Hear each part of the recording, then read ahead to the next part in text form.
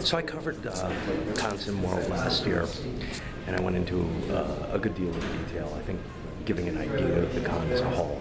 I'm not going to go into all of that again this time, but I do want to get a kind of glance at how things are this year. This is 2015, and what new games are out and stuff like that. There's actually somebody who's already doing some video coverage of it, contracted by John. He's doing a much more professional job. But I figure, hey, some people may want to take a look at my take on the con. One thing I want to do is I want to catch the room while it's still mostly empty. Most of the people are at breakfast right now, so I think it's going to be kind of cool to take a look at how the con is when it's empty. Let's take a look. First of all, we got the open gaming section, and so these are the guys who do the CDGs and some of the AT type stuff. We'll look more specifically at different games.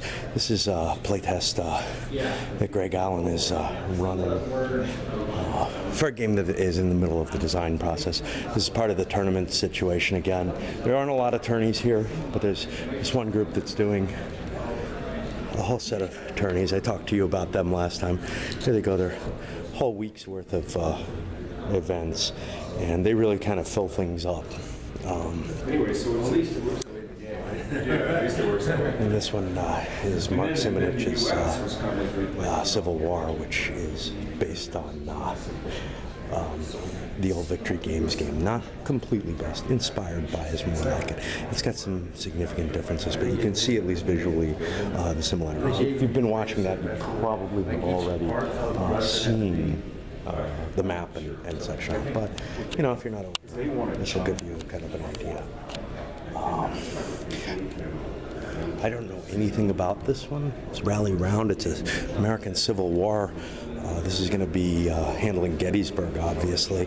And you can see they got kind of these cardboard cutout minis, which from above don't look too impressive. But when you kind of get down and, you know, at table level when you're sitting, you do get to see the units kind of set up the way they would be. If you remember last year, Andy Lokes had Talon. This is his new design in process. He's working on it mainly during the con rather than doing any playtesting or anything. This is going to be the Siege of Malta, the Templar Siege. This is Ian Ware's Red Sash. He's working, no problem.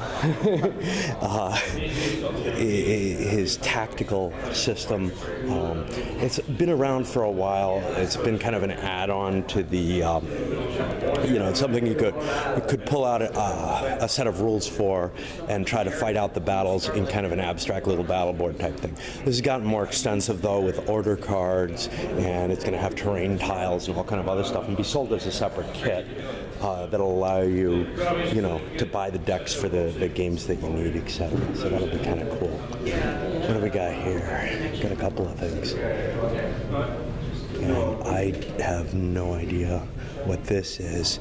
This is a card-driven trireme type battles.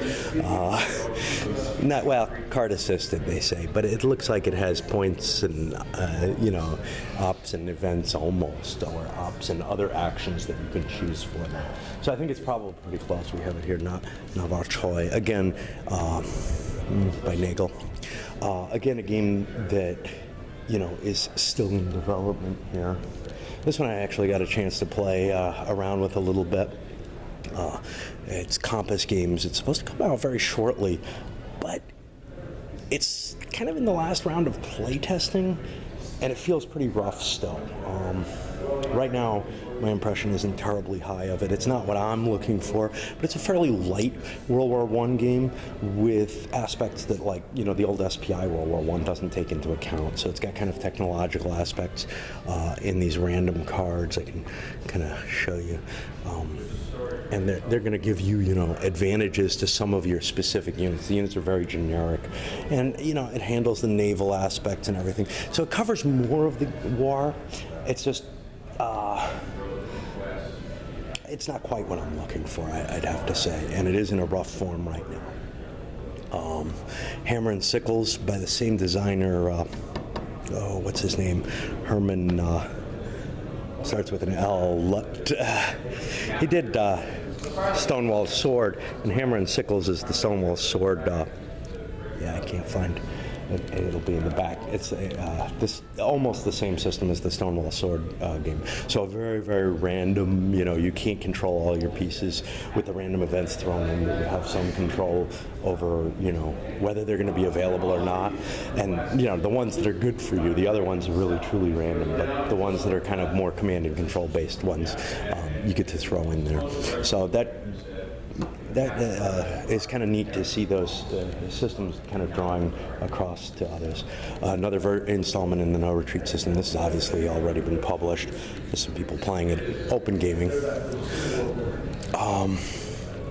Over here, I don't know what this is. Looks like North Africa. Oh, this is Algeria. This is the French war with Algeria.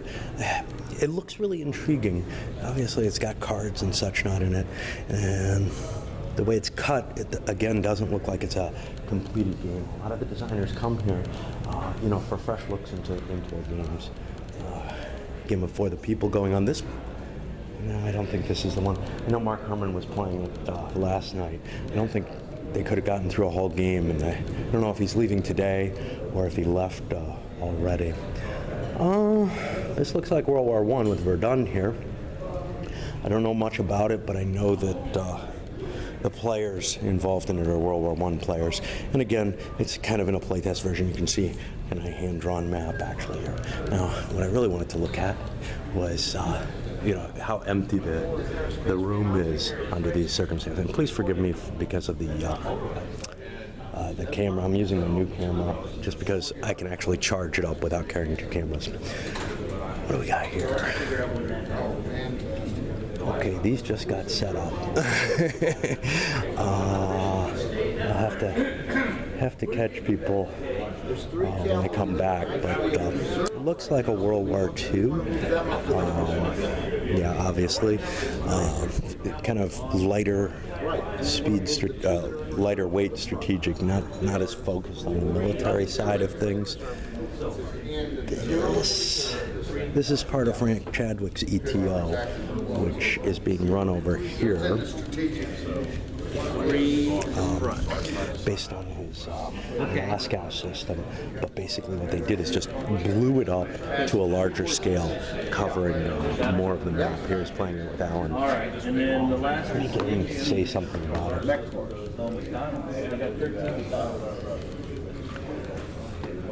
Some more, I don't know anything. Are these yours? No. Oh, okay. Okay. So what do you have here? A lot of stuff. Okay. This one's a Chosin Reservoir. In Korea. Okay. And it's still being developed right now? It is. Okay, It's cool. in development. It's perfectly functional. Okay. And this is all the VPG table here still? Yeah. This is Yeah, cool. Yeah, I know they are too. Okay. This is A chosen Chosin battle? Reservoir. It's basically. You know anything about Chosin? Yes. Okay. So, yeah, 20,000 bucks, 200,000 Chinese over the border. Right. And we weren't expecting it. Right. Cut off and had to escape out.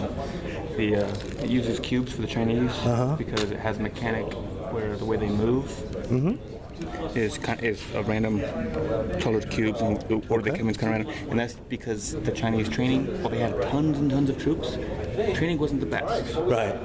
They didn't even all have guns. They trained with, some guys trained with broomsticks, and then they would pick the gun up the guy who dies in front of you. Right.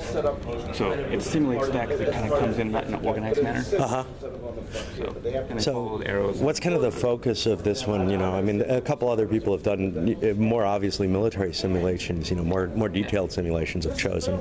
What are you aiming for to grab with this one? Just to get the feel of how fucked they were. Yeah.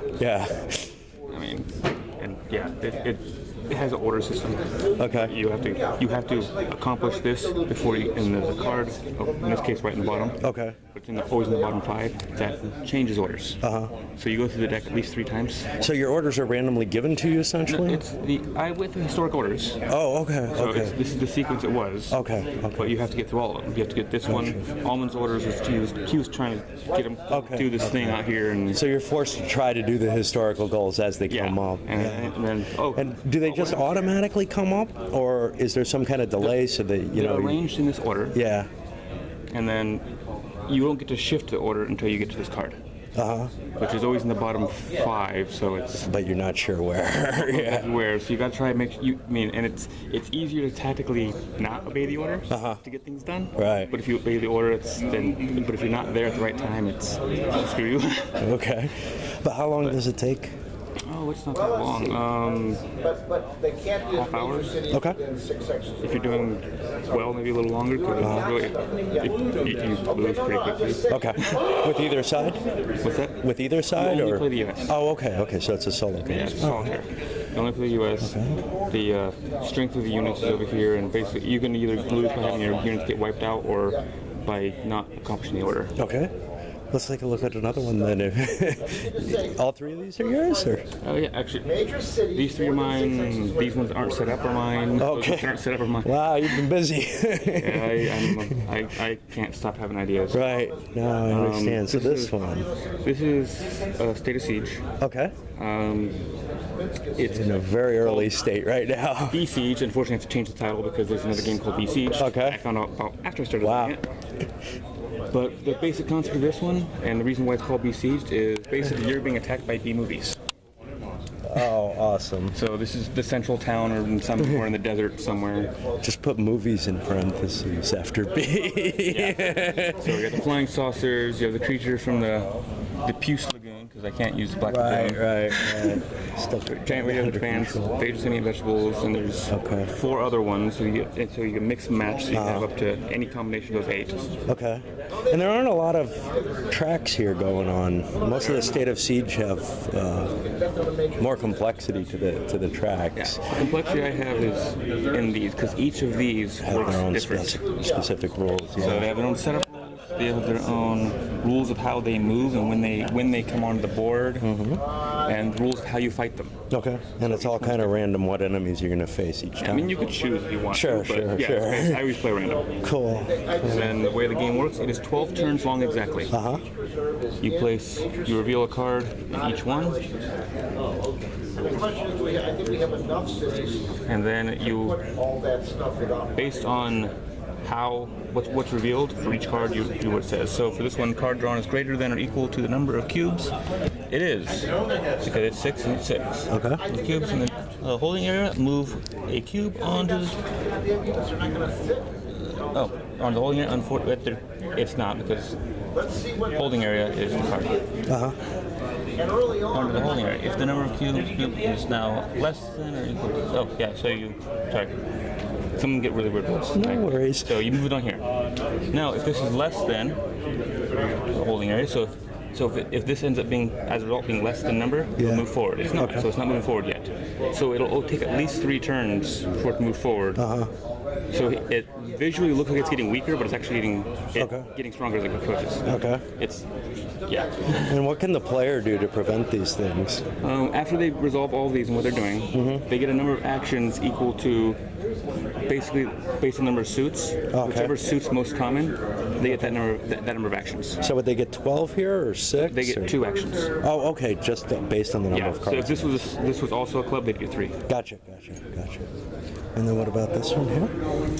This is Neat little Monsters map. Labyrinth. It moves. Oh, wow. That's the whole key. This working. It's basically the principle is one player has to be the hero, the adventurer, maybe not hero, but Sure. the adventurer. Whatever. the human invading the dungeon, Right. and they're trying to get 3 treasures and escape. Okay. That's all they want to do. Okay. And the treasures are all up in the lairs? No, the treasures get placed random. The first one goes here, Okay. and then they randomly get placed on the numbers after they get Gotcha. And each treasure gives the hero power. Right. Okay. So he gets more powerful as he plays the game. Okay. The monsters all start with a power, and they're not cooperating, Okay. and they want the hero. So, is this a multiplayer game? Yes, it Okay, is. so each player is a This one's up monster too? It's 2 to 4 players. Yeah. Best of 3 or 4. Okay. But yeah, basically the monster's trying to capture the hero and take him back. The hero's trying to get the treasure and get out. Okay. And there's a token for manipulating the labyrinth. It starts with the hero, and it goes to the right. Play passes to the left, so it doesn't travel with play. Yeah. And it basically allows you to rotate a piece of the labyrinth 90 degrees Okay. with whatever pieces are on it. Gotcha. All right. Thanks a lot. This isn't yours, is it? Pardon? Did you design this? No. Oh, no. Okay. Just always. I did do the Vietnam game and the Crete version of Okay. Grand Tactical Series if you want to see me. I'll try to catch. Well, do you want to go over and talk about them all? Yeah. Let's take a look. And here we can kind of, as we're wandering over, kind of see how empty it is right now. It's going to be real loud and full pretty soon. We just do things live. By the way, love your videos. Thanks, man. They've caused me to buy so many games. I don't I'm know. sorry. Okay. So I have 2 games right now with MMP in pre-production. The first one is a Crete version of their Grand Tactical series. That's the same one that encompasses Four Eagles Dare and the Devil's Cauldron. Okay. We're playing GTS, the Greatest Day of British Beaches, which is at the printers now. So hopefully it'll be mailed out for all the pre-orders in the coming 3 or 4 months. Okay. This is going well. And about 3 or 4 years ago, when I was here with Adam, we were playing Where Eagles Dare and the Devil's Cauldron, and we were talking about how the system will work with other battles, and I suggested Crete. So he asked me to go ahead and take a look at it. Yeah. So these are just my playtest concept graphics. Obviously, Nico, the artist who does all the maps for the Grand Tactical series, hasn't had a go at them yet. Okay. But these are just functional, so we could do the playtesting. And how's the playtest going? It's gone very well. Yeah. It's been about a year in internal playtest. I think once they get all the artwork done, it'll go for external playtest, and we'll get to refinement there. But what you have is the full Battle of Crete that includes Malmedy in the corner. Okay. All the way across to Kania, through Sudu Bay, and then down to the bottom where the British troops exited. The last battle was really in a valley right here, and that was about when the Germans said, okay, enough, and the British left. So we encompass all of that. Additionally, we have 2 smaller maps, half map size right now, that incorporate Hercleron, which is far in the east, where a regiment plus a paratroopers landed. And they tried to take the airfield, and that culminated in the first day or 2, and then they all went into defense. And then Rathminian, which is just a little further east from the large map, and the same thing, regiment minus the paratroopers tried to seize the airfield. They weren't really successful, so they just hunkered down and tied up the British. But we included them. Linked in through here. Yep. Cool. So you see this is a classic map of the island and the battle. We have the 3 large maps for the main fight, where they come down here and evacuate the island, Rathminian and Hercleon. And there is some movement within the system between them, but it takes a long time to walk across Crete. Yeah. And I don't remember the scale for the system. I haven't played it. It's 500 meters per hex and company level. Okay, and the time per turn? 2 hours. 2-hour turns, and takes a whole day to go between. Yeah. It's gonna take a whole day to walk, and in fact, this is 1, 2, 3 days if you plan to walk. And you got smaller scenarios for the little map, certainly. In fact, right now there's 7 one-map scenarios, including these 2 half-map sheets. Right, and then some. I think there's 2 of them that only take 2 map sheets, and 3 versions of the campaign game. One of them is really only the campaign game on these 3 maps. You don't have to worry about the small fights over here. Of course, there's the whole campaign. It's the whole island. I didn't mention there's another 8.5 by 11 map further off to the east. But are you adding some what ifs and everything into it? There is. We do have a free drop scenario, which is another campaign game that we have in there. Gotcha. Cool. Thanks very much. We really dealt with just the island itself and didn't worry about all the naval and air battles. No. You're right. Are you interested in the other thing that we have? Okay. The second game we have is a while back, a couple of years ago, I read a great novel about Vietnam. Sweet. And I went to go look for a tactical game because the novel dealt with an infantry company in Vietnam, and I really couldn't find anything. Search and Destroy from SPI so many years ago was really hard to find, and Lock and Load had a Vietnam module, but it was out of print. In fact, the second printing was gone. So sitting around in some boring business meetings, I started to put together what I thought would happen, so I put something together. It was really just for me to play with my friend of mine. I completed a Vassal module, and MMP saw it and they liked what they saw. So these are actually the artist graphics at this point for the map, one of the drafts. Okay. It's very low level. You have an infantry company, and it's a set of generic missions: search and destroy, attack.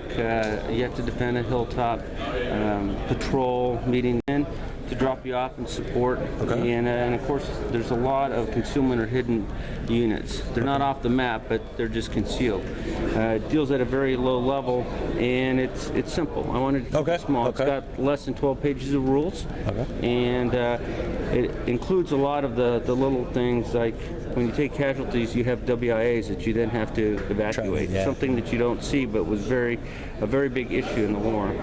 A lot of those things that fall out of the hands of a company commander that he has no control over, like your artillery mission gets canceled because somebody else had an emergency, or higher headquarters is calling you. You try to call it in and you make a roll, or? Well, you have to see if you're going to get it, because when you request it, it may not be available. They may be shooting for somebody else. You're one company out here doing a mission. You have to keep in mind that there's other units conducting these missions at the same time, so you're not the priority per se. So it's really positive feedback. We're looking forward again, hopefully that this goes up on pre-pub for MMP in the next couple of months as well. How do you handle kind of the hidden side of things? The units which are fire team level, you'll have to pardon my little stickman graphics that I use just for concept. They can be concealed, which means it's harder to hit them. That's a defensive value in the corner. And when they fire, of course, you lose it. Yep. There's things like foxholes or tunnels. Caches, those types of things. It's part of the search and destroy mission that these are hidden. And at the end of every turn, if you're out of line of sight, you gain one of these back. If you're in line of sight of somebody else, you have to roll to see if you can see them. Slight advantage for the NBA and the VC to do that. So we have, at this point, I have no idea what the final counters will look like there at the artist. You have NBA, you have VC. There's also civilians on the battlefield. And of course, you have the Americans. And will I know what the civilians are and what the VC are? No. Cool. You know, they'll be concealed until they get revealed. So it's not likely that you'll actually shoot somebody direct fire. But when you start throwing artillery, which is a big advantage for the Americans, and they want to use it, you have to be careful. Like it's done on victory points. So when you cause a casualty, you get some victory points. That would create a WIA, and again, pardon, I don't have any nice graphics, but the fire team gets reduced, and he now has to carry his wounded guy, which reduces his movement. When this guy gets to, when he gets to a tunnel for the NVA, the WIA goes away, and the NBA player gets some victory points for having evacuated his wounded. Same thing for the Americans when they bring on a helicopter to evacuate their wounded. So we try to incorporate all those mechanics, the tough decisions that a company commander can face in combat in Vietnam. Gotcha. Thank you very much for the view. And thank you for what you do for the hobby. We appreciate it. Let's skim through over here, and we'll see this a little later, but we got Mike Lamb, who's running the Down in Flames stuff. He does this every year. It's just to drop in things. Speaking of dropping things, let me get over to mine for a little bit. Silent Victory, also kind of a drop-in. You get to play your own things. You record how well you did. This is all the recording for the Down in Flames game, because everybody's being tracked on that. Let's see. Here we have something. I'm supposed to get to the table at some point. Dead of Winter, people did the nice thing of, blowing up the charts and putting them so that you don't always have to pass them around and look at them.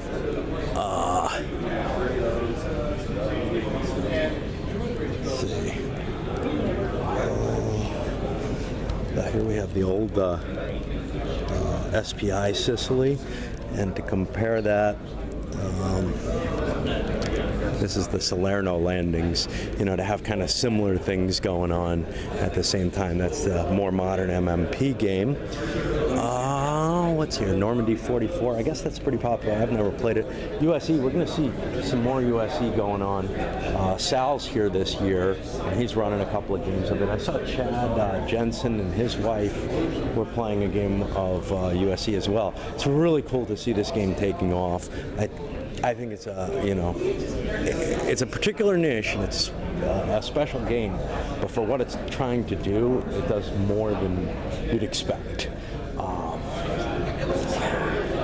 If he's here again, we'll try to get Mark Herman on vid as well. You know, I thought he was going to be here for the whole week, but it turns out he's leaving early. This is mine, and I can talk about this pretty easily. You've seen probably my video if you watch my stuff on Empires of the Middle Ages. What I'm doing here is running the Grand Campaign. Now, I've had a hard time getting people. I'm doing it as drop in, drop out, because it only takes about 20 minutes to teach the rules, but we're only playing like 2-3 hours a day, so we're only up to 861 now.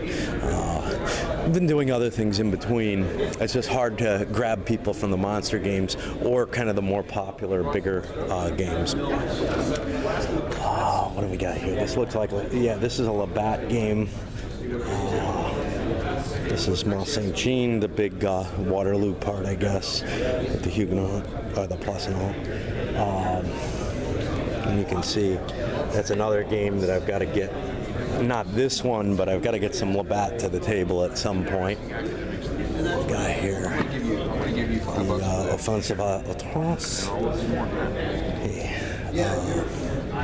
Again, something I haven't gotten a shot at trying yet, but it's gotten some buzz recently. Sorry. And I think another copy of it here. 2 groups playing it. With a couple different views of how it's going, I guess. Like USC again, a more modern game that's really popular. Here's not quite as modern a game. Objective Moscow, I think. This is a what if, where you got the West and China coming in at the Ruskies. And Cerebus is, of course, on this game, which he was sitting on Invasion America last year, I think. They played that again this year, too. What do we got over here? Hell's Gate. I have no knowledge of this at all. This again looks like probably a playtest. New England Simulations puts out decent components, and this all looks kind of printed out. I'm guessing World War II here. Yeah, it sure looks like it. I don't know if there's a system there. Hold on for a minute.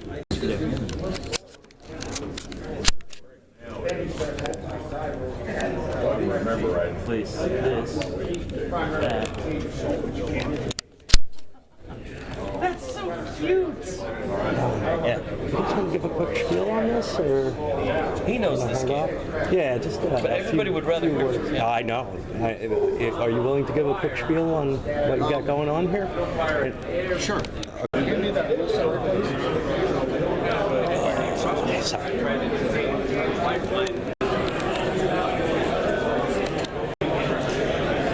can see the room's filling up a little bit more right now.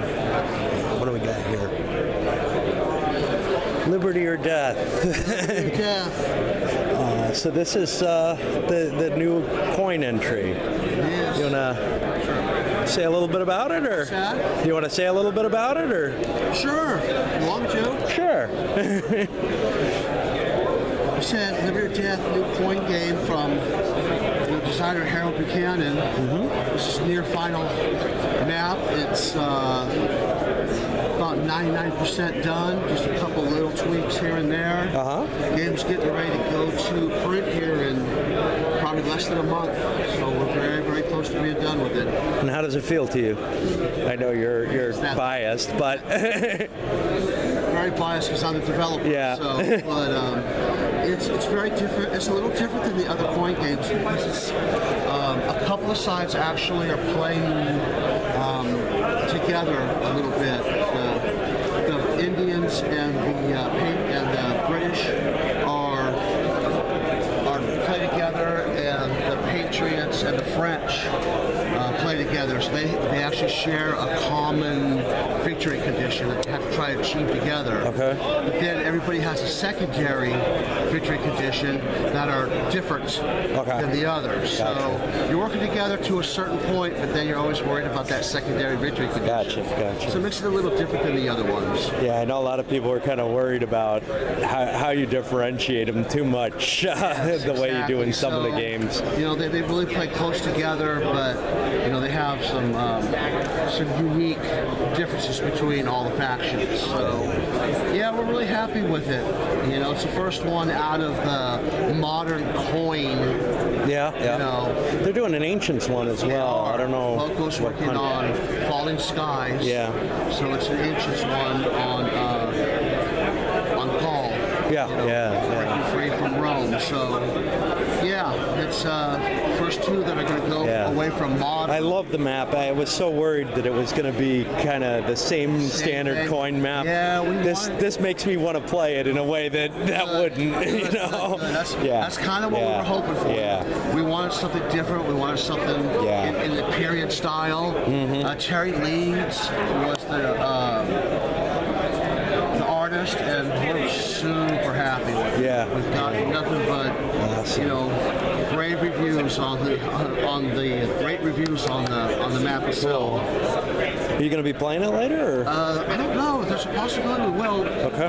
Harold's. I'm leaving today, but Harold's going to be here. If you can find some guys, he'd be happy to play it. Yeah. No, I'm sure. If you want to give it a wing. If I can't get my game going, I'm sure we'll get. Maybe we can find some guys. Yeah. We even have a short, kind of speed scenario. Where it's only like two winter quarters. Okay. We call them campaigns. Yeah. So it's only 20 cards, and it could be even less than that because the final winter quarters is the bottom 5. So it could be like 15 cards long. Sweet. So it's quick. Sweet. Yeah. Play Get an easy look at it. All right. Thanks a lot, man. Yeah, you're welcome.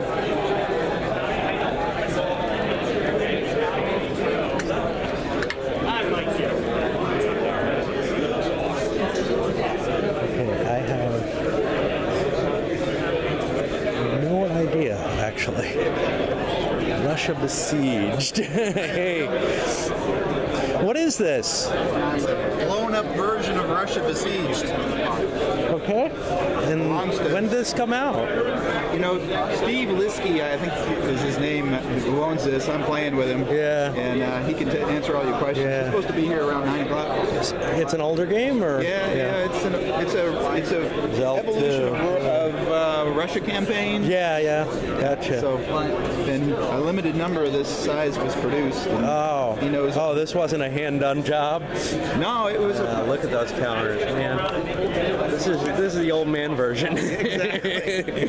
So beautiful. So you don't need reading glasses, Yeah, I'm not big on World War II, so I probably had heard the name. Yeah, I'm impressed. So I probably was vaguely aware of the name, but it's not one of the ones I really was watching ever. You certainly play a lot of titles. I've seen your videos. Yeah.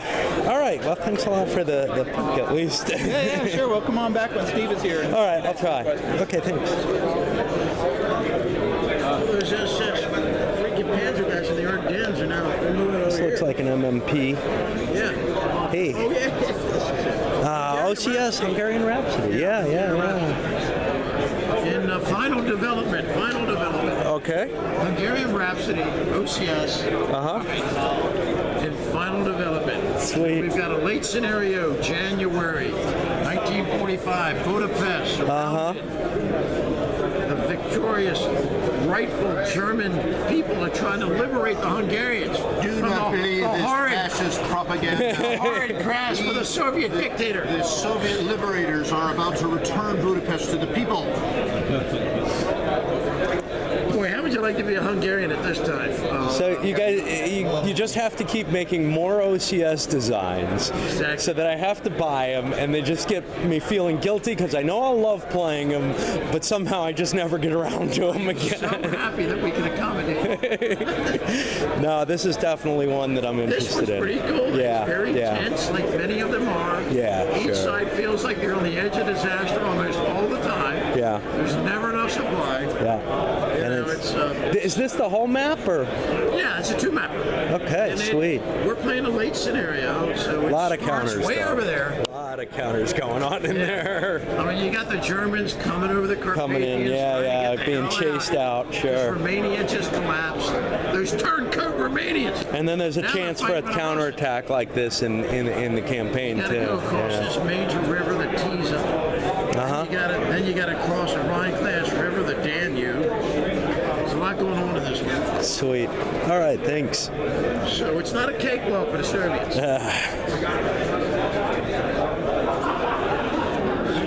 Hey. The war. Now people tell me. Europe, Yeah. spread out my fighter. I'm working on the Pacific. Okay. So you want to talk about it a little bit, or? All right. Let's see. Compass published my game War, Europe 1939-45 Yeah. in 2012. I've heard a lot of good things about it. I haven't gotten to try it yet, but I hope you have. yeah. So I chatted with them about doing a Pacific companion game, and I gave a right of first refusal when I did. Yeah. So I'm working this up, and I hope to meet with the publishers about a month from now And they're intended to link together? and link together. That's excellent. That's excellent. People buy a Europe game, the first question they ask is, When's the Pacific coming? Yeah. Yeah. tell you, give the public what they ask for. So, what is kind of because I've heard good things about it, but I don't know much about it. What is sort of the focus of the system? The focus. The war is, for all you old Third Reich fans, Yeah. original Outlaw Hill Third Reich. Sure. I was a great fan of the old Third Reich, but it's kind of dated. Yeah, yeah. So I decided that the other successor games, like The World at War Yeah. and John Promise's Third Reich, really weren't quite right for me. What I wanted to do was design a game that was what the old Third Reich should have turned into. Okay, okay. Just sort of a more modern design for it then? Sort of, you can tell that I used to play the old Third Reich. Yeah. Now, did you have an eye on the Pacific while you were designing this, or? Yeah. Yeah. Because that was one of the problems. The old Third Reich just, it didn't convert. Well, and Are you doing your film again? Yeah, yeah. it didn't port very well, and if you remember from the 90s, Bruce Harper did Disaster, Yeah, yeah, yeah. and that's sort of son of Third Reich. And then he and Dave Casper did Empire of the Rising Sun. That's right. As its companions. And they didn't hang together very well. No. And Empire of the Rising Sun was not a very popular game. I've played it, it's not bad. I enjoy the combination. I like it better than World in Flames, for example, but... I'm not a big World fan. Right. So I wanted to create something that was like in the tradition of the old both in Europe and in Asia, where you don't have to count hexes, Right. sea areas. Yeah. I hate counting sea hexes, Yeah. so I don't want to do that. I don't like counting air factors, so if you've got an air unit, then I wanted to give you a column shift. There's some games that give you a column shift with air. Sure. Yeah. So to me, it's just a lot easier to say, I have a tactical with me, so it's 3-to-1 instead of 2-to-1. Right. Easy. Yeah. So I'm working on trying to create in the Pacific what Empire of the Rising Sun was. Yeah. But still, for people that remember the old Third Reich system, the first impulse, second impulse. So it looks like you got a little bit more detail in terms of like the air units have specific vectors, the naval units. Well, one thing that's really different is in Europe, the Luftwaffe is first rate. I have a system of first rate, second rate, third rate, Yeah. which gives you a modifier if you're better quality. It works well because the Italians are third rate, Right. and the Germans are first rate, and so on. Yeah. But in the Pacific, what I have is every time a Japanese air unit gets depleted or Yeah. killed, it comes back. This will come back as a yellow dot. Second So a rate. second rate, yeah. When he gets killed, he'll come back as a third As their rate. pilots, just they don't have the training Yeah, anymore. so every Yeah. time the Japanese take losses, they can rebuild them. It's just they're low quality. And you kind of capture that degradation of their air units without having any administrative overhead. Okay. You just swap units. Do you go beyond the military Oh yeah. side of the game? Oh yeah, I've been working with that this week too. Yeah. I figured out that China really isn't a country. Okay. And one thing that's wrong with a lot of Pacific games is they assume it is. Yeah, because nobody Yeah. wants to play it. But instead, nationalist China has Their own. guys like warlord units Yeah. that don't move unless you put a chip directly on the unit. Gotcha. To try, instead of having a radius like most activation chips, Yeah. you got to basically give this guy a swift kick in the ass to make you move Okay. because he's an independent warlord. Right, That's what he right. He's not part of your army. China's also not one country. There's nationalist China, there's communist China, but there's also there's these 7 fragments, independent yeah. provinces. Yeah. And you can use diplomacy to win the provinces over to your side.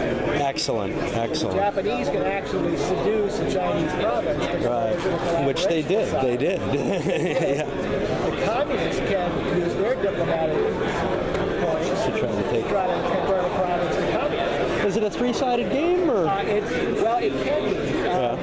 It's designed so that if you want to have a Soviet player, Soviet/Chinese communist player, you can. Okay.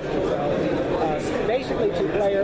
Of course, the combined game is like 5. Yeah. Okay. It's meant to be multiplayer. Sure. But in the Pacific, mostly 2. But I find it kind of interesting that I may set it up so that the Soviet player would also be the nationalist player. The nationalists, not the communists. It's true historical thing. Stalin believed that Chiang Kai-shek was a better bet Yeah. than Mao Zedong, ironically enough, Right. up until early 45. Yeah. Yeah. So another way to play this would be that the third player is the Soviets and nationalists. Yeah, that's right. I mean, nobody was supporting the communists. Actually, nobody was giving them any aid at all. Yeah. So, Interesting. the diplomatic side of Europe is a little harder to import because there are fewer minor countries.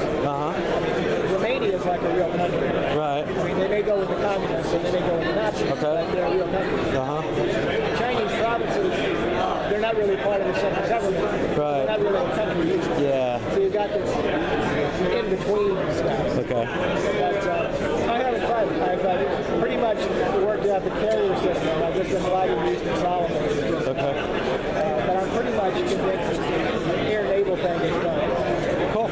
Pretty much. I got to play test it and improve things. I got a guy coming in over this week to play. But anyway, it's fun. It's been a blast. All right. Thanks for your time. Man. Yeah, indeed. Thanks. Good job. Quick look at this. This is a, if I recall correctly, yeah, this is the Super Axis and Allies. It's really hyped up on steroids. We looked at this last year, actually. And, you know, it's got the leaders even on it and all kind of stuff. Really interesting view. Some more open gaming.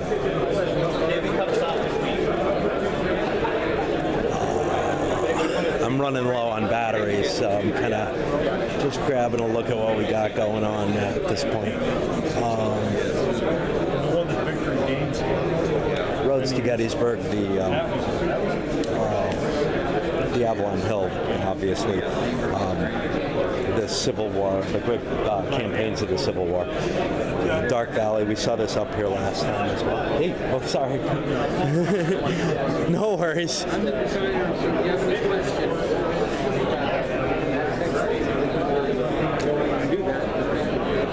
Hey, would you like to give a little spiel about it, actually? Sure. Okay.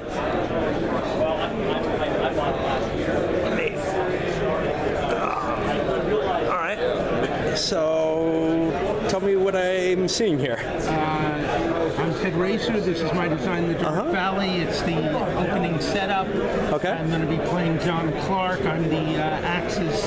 He's the Soviets. And Barbarossa is about to begin. Okay. So what's the big focus on this one? I mean, there's been so many Barbarossa games. What are you trying to capture with it? This game, I wanted to capture the fluidity and chaos of the Eastern Front.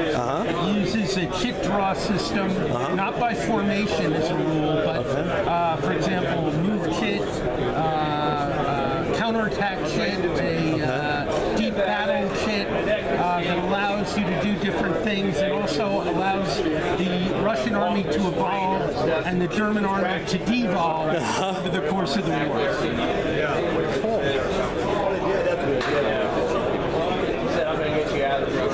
And I don't know, level of detail on the rules about how big is it? It's a medium complexity game. The complexity is in the play. In the play, yeah. So you're aiming at a more competitive game, which is your style, with Paths of Glory. You can play the campaign game in about 3 days of playing. Okay. And there are scenarios that are playable in a day. Sweet. All right, thanks a lot, man. Yeah, that got a lot of buzz last year, and with Ted here again, obviously he's got a lot of people playing it. Got some going on right here. I'm not pissed to show you kind of the level, the stacking size and such. I don't know anything about Dark Sands, but obviously another North Africa game. I don't see anyone there. Another copy of Stonewall Sword set up. It's a fun game as a pickup type thing, no question. I don't know what this is. Looks like World War II tactical heroes of Normandy. OCS Tunisia. Looks like they're making some ground over there. We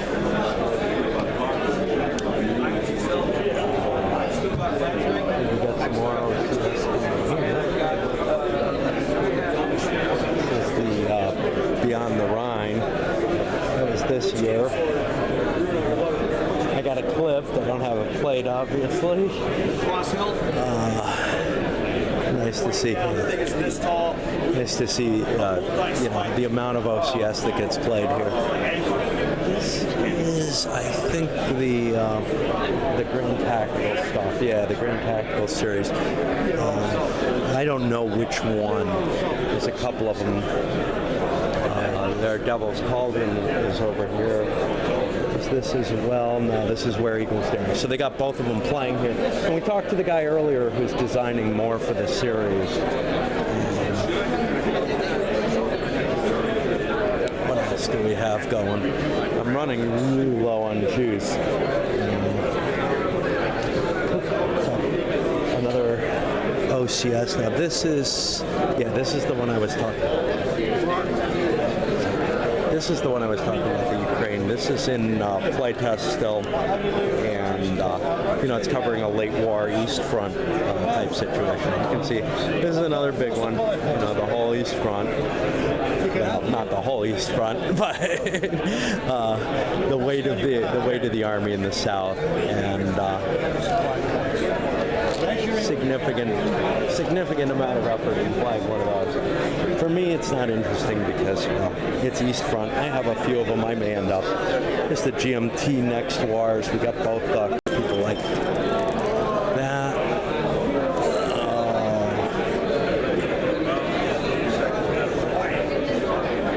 What I don't know. Something for trumpets.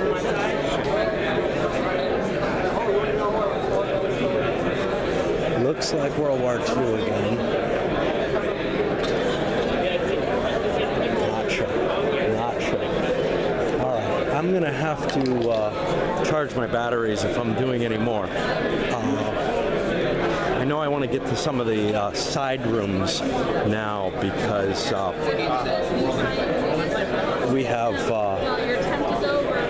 the con has gotten so big, it's like over 320 people showed up, that they've actually had to break out some of the games into smaller, quieter rooms, which some people obviously want to take up, but other people kind of want to be able to show off their games and have people stop by. I'll be back in a little bit after we charge up the video a little bit. All right, so Chad's a little camera shy, so I think his wife's going to give a little introduction to a couple of the games he's taking a look at. He's got, these are both in development right now still? This one's on P500. Okay, so this is... This one should be hitting P500 by the end of summer. Okay, cool. So what can you tell me about Centerville? It is a fast-playing family Euro. Okay. It's dice rolling, kind of like Yahtzee, where you get a couple of rolls and keep what you like, re-roll the rest of the dice, and then at the end, you simply implement what the die faces give you on the board. What we're doing is building a small town. So you'd be building homes and businesses out in the building area here. Okay. You can take political offices that give you bonuses. We have education over here that leads to jobs. And what you do is collect these different tiles and make sets of either the same type will get you prestige, or you can get a set of all different types to gain wealth. Okay. And so the 2-point systems that you score through the game are wealth and prestige, but the lower of the two at the end is your final score. So you want to try and keep them as balanced as possible. This little area up here is called the green belt. It's that area around town that hasn't been developed yet. And so you can develop it by either moving up the track to gain the numbers, but you only score if you've actually placed a development. What you do is put a cube in there, and every single tree will move you up, but it takes 3 to develop and actually get the points. It's played in 3 rounds, and so when the time marker reaches here, we do a midterm scoring. You'll do that again, and then we do final scoring at the end. Each section of the board scores either wealth or prestige or both, depending on your position compared to everybody else. So kind of a shorter playing than Urban Sprawl would be. Yeah, this plays about 15 minutes per person. So depending on how many people you pile in, half an hour to an hour. Cool. Quick and easy.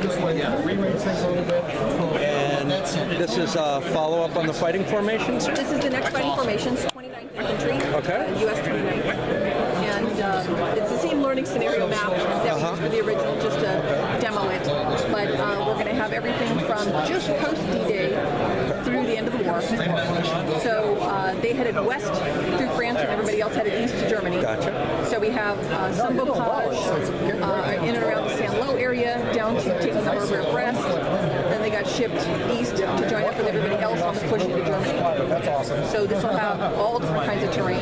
They go from mountains, hedgerows, the flats of the German borderlands where it's like a billiard table, and then on into Germany itself. Any big changes to the system, or is it No, the base system is the same. There's a couple of special rules that have been added.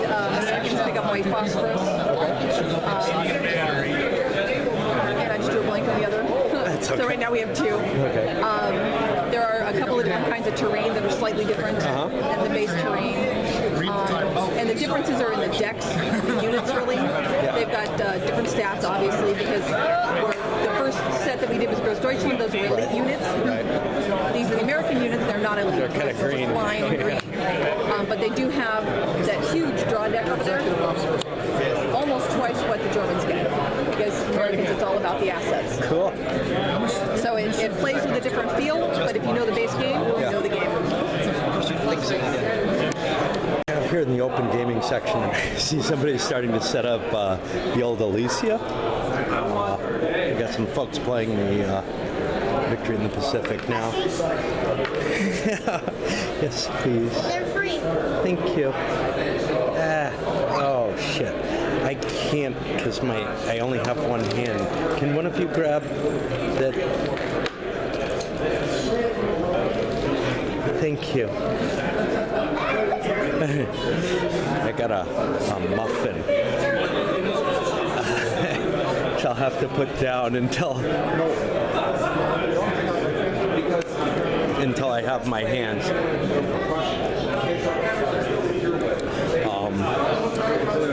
Quick game of Twilight Struggle going on here. We're starting to play the Napoleonic Wars.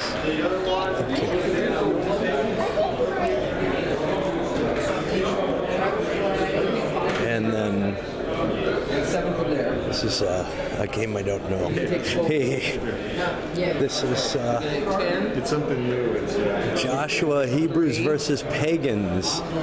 And who's making this? It's a new company. Yeah. ADMW game company right here. Oh, really? Yes. Do you want to give a couple of words on it, or? Absolutely. Awesome. Let me help this player. Okay, Joshua's up here with his battering ram. He's a +1, but -3. No, Arc only moves slowly with the Levites. It's there. So it's not an all-out fight because you're in the city. It's a siege. So we're supposed to have siege markers. So, but anyway, we'll roll 2 dice on this table. You are at -2 because of Jerusalem. -3 +1 for battering ram. So you're -2. You need some hot rolls here. No further sieges this turn. You lose 2 troops. 2,000 troops die, and for the whole rest of the turn, you can't siege Jerusalem. Sorry, it's a tough play. I'm sorry, it's tough to take Jerusalem here. Find uphill. My name's Michael Day, and we started up I've been playing games since I was 8. Yep. We started up the ADMW game company with me, my friend Angelo, and my brother Warren, and my nephew David. We've been playing games for over 40 years. Our first game design that is actually published now is Joshua Hebrews versus Pagans. Okay. And our next game is Judges Revolt of the Righteous. And we kind of cover the Judeo-Christian period, Old and New Testament, let's say, in a Bible. And so that's where our focus is on. So we've got all the battles. We have the David and Solomon and Saul, the kings of Israel, the kings of Judah, the Maccabees, the Judeo-Greek War. We have everything that's happening in Greek and Roman history at that time period. But not all in this box, is it? We have 24 titles, most of them are war games, but some of them are more like Here I Stand, more it's not so much a war game. And so we're very, very happy. This is our first one, Joshua Hebrews versus Pagans. Our next one coming out is Judges Revolt of the Righteous. They're the judges. We love them. We think they're great. We're a little biased. This is our last play testing, and then we're doing our major printing of 250. Okay. So we did a minor print, and then we're coming with our major. Do you have a card, some contact information? You know what? We're getting those done up. All right. Paul, we're getting everything. No worries. No worries. But you can Google us. It's the ADMW Game Company. We did a seminar yesterday. Yeah, I didn't know who it was. If I had known it was you guys, I would have come. Cool. So, okay, well, thank you. Thank you very much. Thank you. Yeah, these are the guys who bring all the tournament games each year. I guess they're. I didn't even know they were doing. I knew they'd been involved in some design work. You got a few minutes now, or? All right. What do we got here? This is Rally Around the Flag. The game has 3 levels of play. It's got a divisional level play, a brigade level play, which you're seeing across the field there. And then it zooms in to regimental scale. So literally, as you're playing the brigade level game, which is operational, area movement, you can zoom in and fight out the tactical battle with full tactical movement and firing. So combat resolution allow you to zoom in. It's a card-driven game. Last game designed by Craig Taylor, and it's got the art by Mort Kusler in it, famed Civil War artist. I'm not familiar with Craig Taylor. What else has he done? Wooden Ships and Iron Man. Okay. Like 100. Gotcha. Nah, I just didn't recognize the name. Yeah, this was his final game design. Put 15 years of design time into it. We did 7 years of development and a year painting the map system. All right. Well, thank you very much. Thank you. Okay, so here we are in the lovely outside area.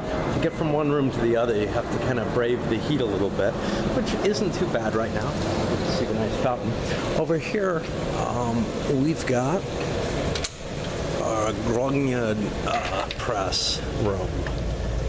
We can take a quick look at I've already talked to him about both of these designs last year. This is Death Rider Kursk, who's got set up here, and then his Napoleonic system, which looks like the map's getting a little bit more color on it, at least this time. And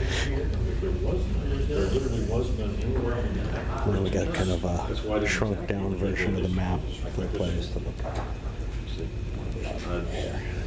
It's curious because that's why I'm not sure how. I think you did the right thing. See, since I couldn't attack you, you raced in and grabbed all of it you could. By the time I could attack you, you were so far forward, I didn't have any frontage. that O'Connor guy couldn't overrun people with a strength of 0, only -1. You didn't have any -1 guys in the front line. Yeah. So the whole O'Connor thing was, it couldn't happen. I'm curious about that. I think it's why. Not sure what that was. It's World War II Mediterranean, but and over here we have this is a World War I, a little bit heavier than the Axis and Allies, from what I understand from it.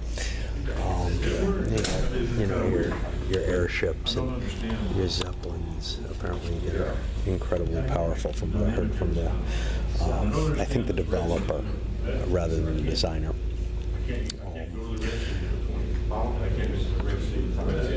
I don't know a whole hell of a lot about it. I talked to the designer about it, and you know, it wasn't my style of game, so I didn't really think about it too much. And over here, we have an open gaming room, and they've got some kind of interesting stuff going on here. There weren't many people playing here before, but we've got a little bit more. None But Heroes. This is, I think, the LOB system. Looks like it. Someday I'll get to it. And what is? It's VPG. Take the game, don't take me, please. Okay. I only had the back of your head. That's okay. That's sorry. Africa. Oh, Star Borders, I have that. And then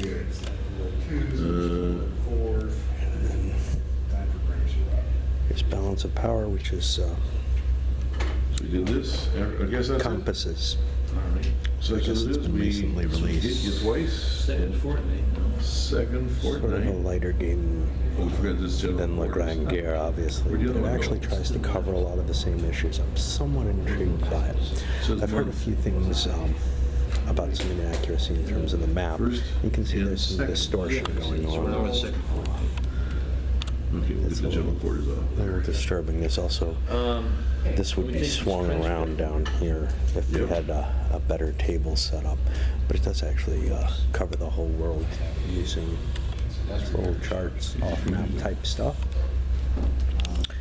And it does run with kind of a crisis-based system, which And the landing is you know, is a little reminiscent of kind of the La Grande Guerre type thing. So, you know, if you want to catch kind of that political side of things, maybe less of the military detail, which is really intriguing to me. This may be the game to go with. I had a chat with these guys a little earlier, and it looks intriguing in a way that it may well be something I end up picking up. It's very interesting to me. And once more outside, we can kind of maybe peek through at the dealer's room. Nah, they got it all sealed up. They're not open all day, but you know, the dealer's room. There's a few companies there. Revolution's there. Precision Games is there. Blue Panther was there, but they had to go out for, they had an emergency situation. A couple more. The guys who put out Sergeants are there. So, you know, the dealer's room, that whole side of things is a lesser part of this con than it is maybe to some of the other cons, even though there's actually a lot of kind of shop talk and company talk. A lot of the people who are around, you know, are cutting their deals and talking what they're going to be doing. Anyway, I guess that's about all I'm going to cover today. So we will turn off now. Hey, you know what? I was walking by these. I discussed these games, but I got Randy from Legion Games here. He can give a little bit better discussion of what he's got here. So, All right, going to talk about the Van Bories? I'll explain to you what I can of it. Okay. The game we're talking about here is Demyan's Shield. Yep. It's a new design by Vance Van Boris, covering the February 1942, May 42 encirclement of the German troops at Demyansk. Okay. So this is just after 1941, the whole offensive into Russia, gets stopped at Moscow. All the lines kind of become static. Remain static for months, but then finally the Russians decide that there's an opportunity to take out a big chunk of the German army in the Army Group North. So they launch an offensive with the 2nd Guards Corps from here to try to sever through down to here. And they succeed in driving down a good ways, and there's also a push that comes from the south that leaves just a small land corridor that the Germans are able to keep supply, and these troops in supply for a long time. Then eventually that collapses, and then this whole pocket is supplied by air. And the Germans never surrendered in this point. And then that's when Hitler issued the Demian's shield, which you can see in the background here, and the people were allowed to wear that on their shoulder as one of the as a tribute to the defense that they put up. And it was this sort of airborne supply success that led Hitler to believe he could do the same thing at Stalingrad, which for various reasons failed. But this game takes place, it starts a week after the offensive is launched, and the Russians are pushing in. So the Russians will have the chance to move in, attack, and the Germans will have to defend as best they can to try to keep this pocket open. And then once the pocket is created, if it is, and it most likely will be given the weight of reinforcements that the Soviet throws here, that after then you have to keep these troops supplied so they can continue to maintain the perimeter, and then there's an offensive that gets launched to break this open, and which does, and then they create the land bridge again. So each side will get a chance to attack and defend. So I've never played a Von Borries game. Okay. What's kind of his signature in the designs? Does he have a general system, or? Well, he does. He does have a few different systems. Well, first off, he designed the entire East Front series by GMT Games. Okay. That whole massive thing. So he is an expert on East Front, World War II. He's got some really good researchers that help him to get the orders of battle and all that sort of stuff. So the history is accurate. Yeah. The games are well thought out, well designed. The mechanics work, and in this case, it's a different system than the ones he's used for, like, say, the East Front series, or he's got the Roads to series, Road to Leningrad, Road to Moscow series. That's a different series as well. And they're just good designs on this. You know, he hasn't had one where someone said, "Oh gosh, Advance really missed it on that one." I mean, Advance designed it. It's World War II East Front. It's going to be a good game. So he's just got a reputation that comes with it, and that's just from knowing it, knowing it so well, and having done multiple games on it, the Soviet tactics, the German tactics, stuff like that. So it's pretty much as solid, just traditional design. It's very much as a traditional hex board game. I've seen many times, but people still love it and enjoy it. But this particular topic has never been covered in a war game, except one very small 11 by 17 quick kind of playing game. So this will be the first time this battle's been adequately portrayed. So I'm real excited about it. Yeah. Cool. Happy.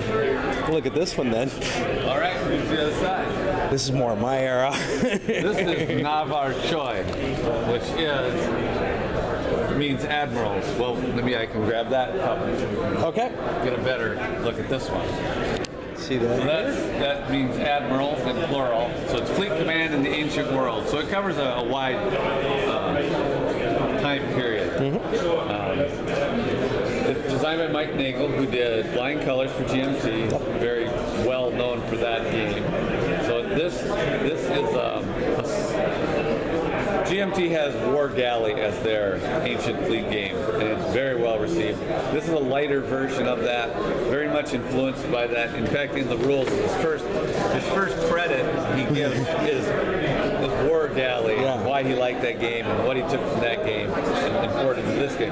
The difference there is that War Galley doesn't use cards, and this game is heavy on the cards. So you use the cards, and each player gets, and not a lot of cards. You might get up to 5 cards would be the most you'd ever get in your hand. And the cards get used to activate your fleets, and a fleet can be one ship or up to 4 or 5 ships. So you've got, well, I should say formations, not fleets. So these will activate 2 formations. And then if your player your opponent plays one, he can only activate one formation. And then while those formations are being activated and moved, you can play an action card that will help with that. If he's trying to ram your ships, you might be able to play a card. But that's going to reduce the number of cards in your hand, so you have to balance between the number of formations you've got left active. So you know, each formation gets activated once in a turn. So it's very heavy on the cards, but I did not know anything about this game yesterday morning. I mean, other than I've seen the components. By the end of the evening, we had played through half of the first scenario, half of the introductory scenario, taking some very long breaks, and having a good time. And then checking the rules today, I found we only made one mistake. So it's not hard to learn, and you can get into it very quickly. And the playing time for a scenario, once you know what's going on, could be just a couple of hours. Okay. And this has 18 and 15 ships. So there's some scenarios that have less than that. Yeah. So yeah, I'm really excited about. It's got to design your own too. It's got to design your own too. Yeah. And a lot of expandability. Planned expansions for different ships, different battles, and even he wants to take it into a different era, a little bit farther along in the naval history. So somewhere in between Flying Colors and this, he's got some other stuff he wants to do.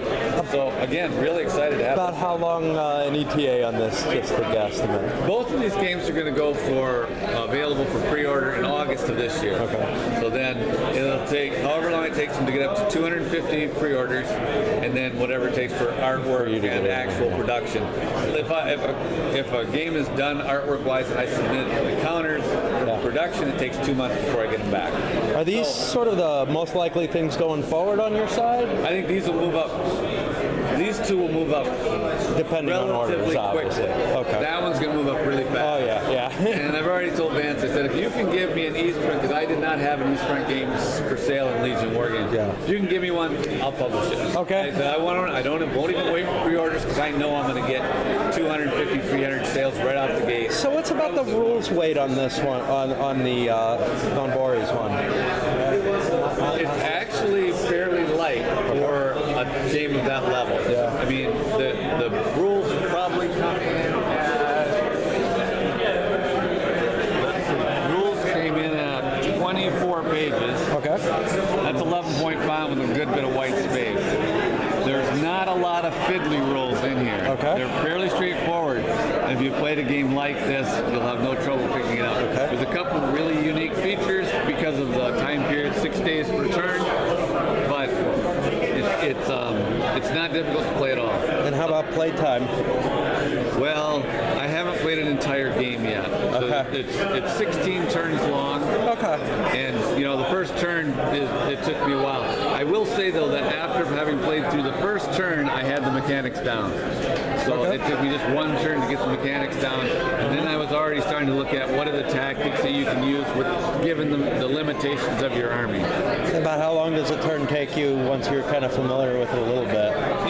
It depends a little bit. An hour, but it's at least an hour. Yeah, at least an hour. The thing is that and there are smaller scenarios though, no? There's three scenarios. There's the introductory scenario, or the first half where you're playing the Soviet offensive. There's a scenario where you're playing the German counterattack, and then there's the one where you play all of it together. But a lot like when the Soviets are trying to make the pocket, there's a lot of action here, but there's not much out there. So the turns can be quicker or fast. It could take more time at this point because the troops are pouring. Yeah. But at least an hour per turn. So you're talking about a good weekend. You could get that finished up probably. Sure. With two players who know what they're doing. Sounds cool. And it doesn't take up a lot of table space if you have to store it for a while. No, it's the one map. Yeah. I mean, the counter density gets a little bit up here to start. We're thinking about shaving off a row to make the hexes a little bigger if we can get away with it. So those are the two that I've got coming up that are going to move up quick. There's one that's coming up, it's not even here, but we've got also coming up. As long as we're here talking, we might as well. Sure. Target for today. We've got these nice color charts. Okay. It's basically a remake of B-17 Queen of the Skies. Okay. But it's an enhanced version. Greatly enhanced. And now that's not just the 8th Air Force, it's also the 15th Air Force. Do you have decisions in this one? Well, I won't say it varies much in that aspect. Because when you're on a bomber, you're on a mission. You've got to fly the shortest path. You've got to drop your load, and you've got to come home. You've got to stay in formation because your fire covers his fire covers his fire. So it's not like the Hunter's submarine game. Right. Solo sub. If you don't want to go there and attack that, you don't have to. You see a juicy target. Fair enough. More decisions. But there are more. You can play the B-24, you can play the B-17. There's different variants, and those are included in the game. B-17 Queen of the Skies, things were added later as an add-on. And you track the crew and everything for a campaign game? Yep, you can do that. So, like, when we've got, here's the board that you play on now. So you put whatever aircraft you're flying in here, and the fighter aircraft come around here. So it doesn't use a big map like they used to. You've got this, and then you've got another chart, and I don't know if that's in this pile. There's some of the counters. So that's whichever model you're flying, and then there's the German attack craft. But so the big 4-inch counter goes in the middle of that map. But there's somewhere, I'm missing them right now, they must have not been printed, are the sheets where you track your crew placement. You got all your crew placement on this side, and then your damage. But on this side is the formation marker. So if you're flying a campaign in a formation of a bunch, you can play more than just your one solo plane. Cool. See where you are in the formation and other people too. So yeah, it's got a huge. It said it's got every target they ever targeted. All right. The target list is so much more than what it was in 17. So this game done by Steve Dixon and Bob Best. Steve Dixon did B-29 Superfortress. Steve Dixon did Picket Duty, and then Bob Best is actually a pilot, but I can't remember what he was piloting. So he brought a lot of knowledge. He joined in the team after the other guy had to drop out. But his knowledge that he brought in was just incredible in getting everything pulled together and submitted.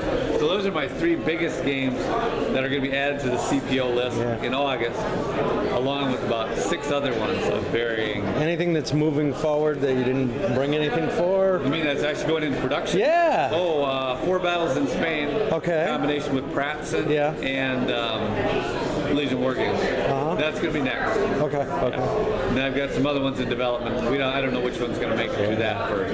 The Indian Wars of the American West series is also going to go into production in about 3 months. You're making me sad, man. Well, I'm not hearing Afghanistan in here. the colonial one you had up the there? Great Game? Yeah. Oh, well, that got turned in for development to Kim, and they started working through it and realized there needed to be more work on the design, so it's back to the designer. All right. I'm really looking forward to that one. I know it, but it no, if it's not ready, it's not ready. Period of time that there were periods of inactivity that players were getting bored with. So they needed to reassess how that would actually be happening. It's such a crazy, unique time in history. I love that you guys are willing to take risks on some of the odder things. Talone, it was great to see that come out. And that moved up quickly. That was fun. That moved up quickly. Andy Looks designed it here 2 years ago. He play tested here 1 year ago, and he's selling it here this year. Beautiful map on that one. Well, that's not out yet. Well, that's a part of it. Okay. There's more going on, but thanks a lot, man. Guys.